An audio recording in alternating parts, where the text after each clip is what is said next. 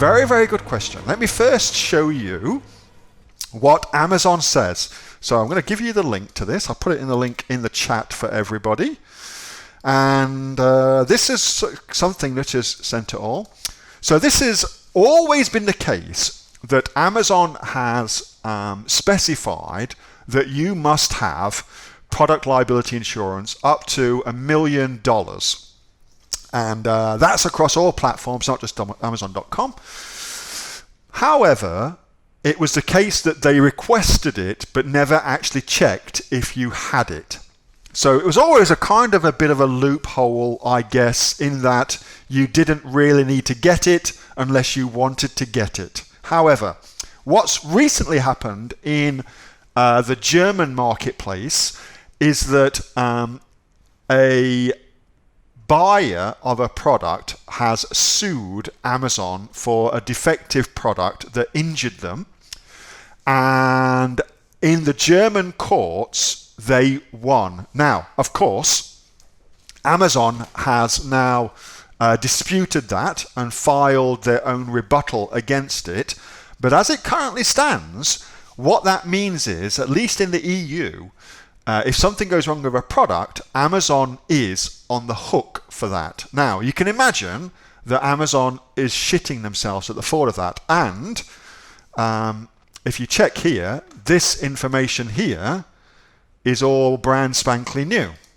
So that's what's happened as a result of that, I believe. I don't know for sure because I'm not behind the scenes, of course, but I reckon that's what's happened as a result of that. So what that may well mean is Amazon may well now start enforcing this you must have product liability insurance to sell on Amazon terms of service clause that they had with a lot more gusto.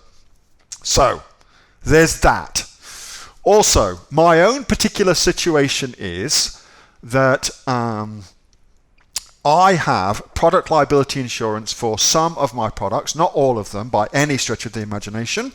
And the products that I have liability insurance for are the products that are going to be much, much more of a problem if something goes wrong. So anything that's applied topically, i.e. you rub it on your skin, or ingested, i.e. you shove it down your throat, is always going to be more litigious because skin creams can burn, things you put in your mouth can, give you coronavirus, whatever it is.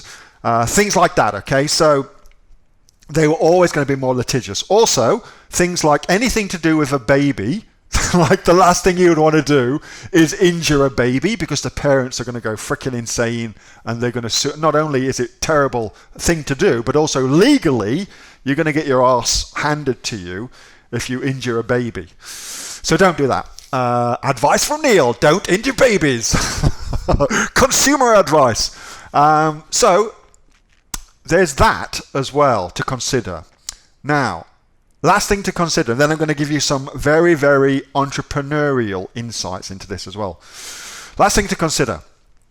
If you have, and I was talking about this with Kathy Lloyd the other day, if you have any assets of any value whatsoever that you hold in your personal name, then you really ought to have your business in a company because it affords your personal assets some protection. All right. So if you've got a home and you own your home in your name, really you ought to put your business into a company because then you are legally protecting your personal assets because a business is considered a person and the liability rests with the business and not with the shareholders or directors, unless you do some stupid things as a director, but for the most part, not as a director. All right, so that's some disparate pieces of generalized advice, okay? Now, let me give you a different way of looking at this too. I used to own a law firm, and so I am uniquely acquainted with the law. I'm not a lawyer, so all of this, of course, you should take with a generous pinch of salt. But through lots of different things, I used to own a law firm. So the thing that I have learned as a result of that and talking to lots and lots of lawyers is that a lawyer will go after whoever has the money. So if you have got assets, if you have got cash, if you are at all have some wealth to you, a lawyer will come after you with gusto because that's who they are trained to go after.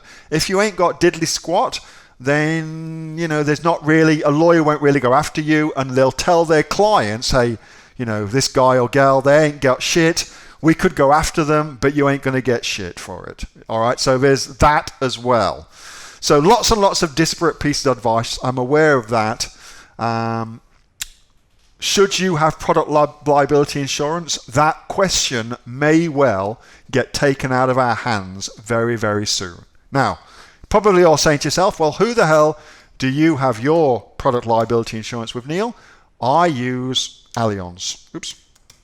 Here you go. Allianz. Oopsie daisy. Why hasn't that come up, Asher? Have I spelled that wrong? Doink, doink, doink. Oh, that's why, because I put 2 A's in like a numpty. There you go. That's who I use, Allianz. And I use them right around the world because they're a global company. I just use them. Product liability insurance, typically going to cost you, depending on the category, depending on what you sell, blah, blah, blah, $150, $250, something like that a year. So to give you some idea. But again, it all, lots and lots of depends, lots and lots of whatever they are, lots and lots of whatever, blah, blah, blah. All right? So, I hope that helps. I'm not sure if it does. But it's interesting that things are changing. In that legal landscape, a lot of things are changing. And so we must adapt as sellers. We must adapt as well. And depending on what happens in Germany, that will have a massive influence on what happens throughout Europe. Of course, just because something goes in Germany does not mean it goes in America, which is much, much different as a legal system, nor does it mean it's going to be any different in Australia as well, which is based on UK law. But still, it'd be interesting to see what happens going forward. I hope that's at least of some help for you. Hey, thanks so much for watching that video, and I hope that you got some massive value from it. Before you go, do you live in Australia? If you do, this is for you. Would you like to learn how to sell things on Amazon here in Australia? Would you like to know what sells really, really well and what sells for the maximum amount of profit? Would you like to know where you can source those products from, whether that be in China or here in Australia, and how to source them so you pay bottom dollar and get maximum value for what you're doing?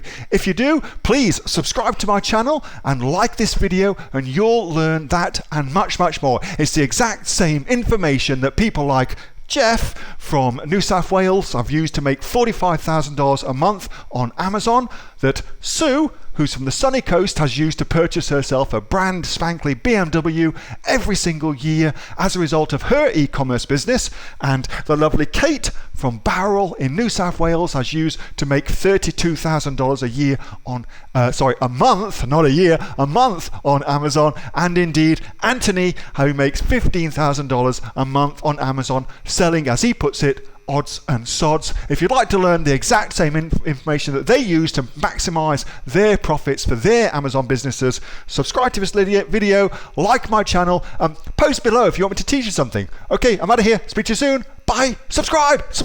Do it now.